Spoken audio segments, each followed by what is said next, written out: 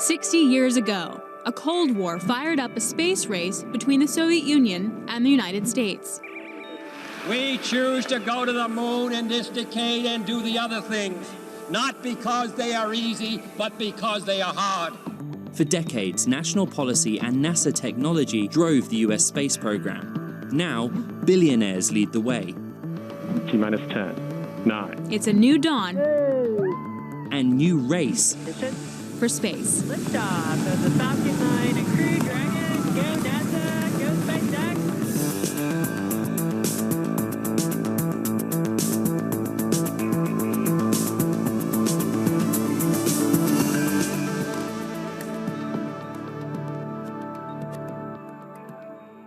Hello, I'm Ed Ludlow. And I'm Alex Steele. Over the next half hour, we'll explore the multi-billion-dollar 21st century space industry. Private companies are setting their goals higher and reaching them even faster, while governments around the world are pouring resources into research and development, training, and technology. But before we can understand where this is all going, we have to look at how we got here.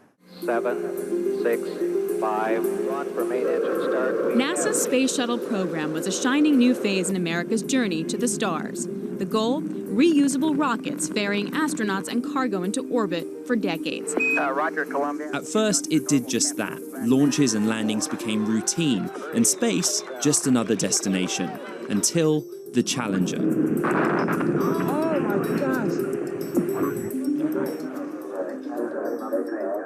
The program just couldn't shake safety concerns, and disaster struck again in 2003 when the shuttle Columbia disintegrated upon re-entry, killing everyone aboard. We had to do our mourning, but very, very, very tough situation. Lots of crying, lots of crying. When the US shuttle program was shut down in 2011, the government officially portrayed it as a redirection of NASA's focus towards deep space exploration. I have been pushing NASA to revamp its vision. Now what we need is that next technological breakthrough. Space is really a hard thing to do. And I think one of the issues we'd had with our stakeholders was NASA wasn't really allowed to fail. In reality, turning around reusable rockets took a lot of time, and flying into space just cost a lot of money. The U.S. spent $290 billion in today's dollars on the Gemini and Apollo programs that put the first man on the moon. And by the time the shuttle program ended, it was costing the government nearly $1.6 billion per flight. President, welcome aboard the International Space Station. The hope, by shifting NASA's focus into deep space, the financial burden of supporting the International Space Station would move to private companies. Cue Elon Musk. It's an amazing day, I think, for space as a whole, for the space industry. Even before he founded Tesla, Musk had set his eyes on space. He launched the company SpaceX in 2002 with the idea of reusing rockets to reduce the cost and doing it better. You can fly and refly an orbit-class booster, which is the most expensive part of the rocket. This is going to be ultimately a huge revolution in spaceflight.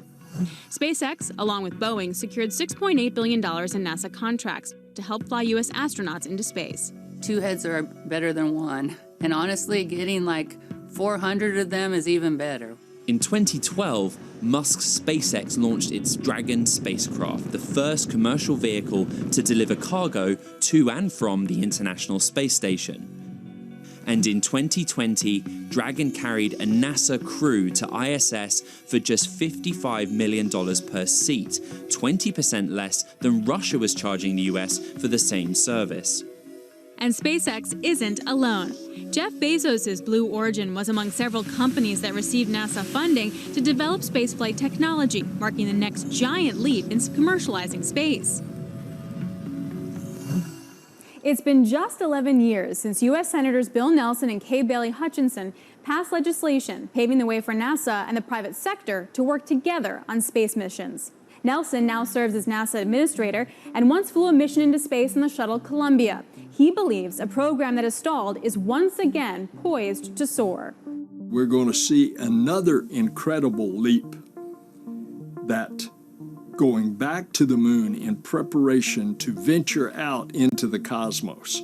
Artemis, the vehicle, the SLS, will take our astronauts to lunar orbit.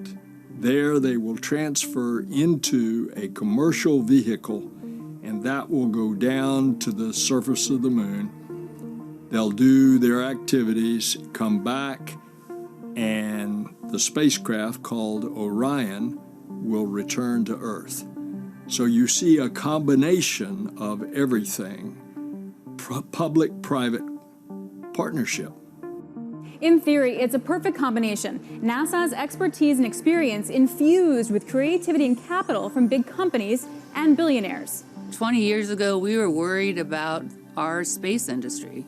I'm not worried about that anymore. Kathy Leaders has worked for NASA for nearly 30 years and now heads its human spaceflight office. My vision of the future is that NASA's a multiplier. So that's really our goal, is to be the ultimate tech transfer and be able to take our knowledge of human spaceflight and be able to share with them what the nation's invested in us. A big player in NASA's past, present, and future is Boeing. The aircraft giant has worked with the space agency since helping put Americans on the moon 50 years ago. NASA will embark on big projects. It's not that they don't do satellites and other things at smaller scale, but they'll embark on moon landings. We have always aspired to be part of those big projects. Jim Chilton has been at Boeing for 37 years and now leads the company's space and launch division. He says there's room for companies like SpaceX and Blue Origin to complement what Boeing brings to the race for space. I think their business model is very different than a big publicly traded Boeing. Those companies are focused on one mission, and they're taking a very long cycle view of it. It's in the public domain that Mr. Bezos has said, I'll put $1 billion a year into Blue Origin. They're willing to dig in, focus their company somewhat more narrowly than Boeing's portfolio on that, and make it happen. So now we have big publicly traded companies, entrepreneurs, governments, and investors all eager to get in on the action. Coming up, the money that drives the space race. Where does it come from? And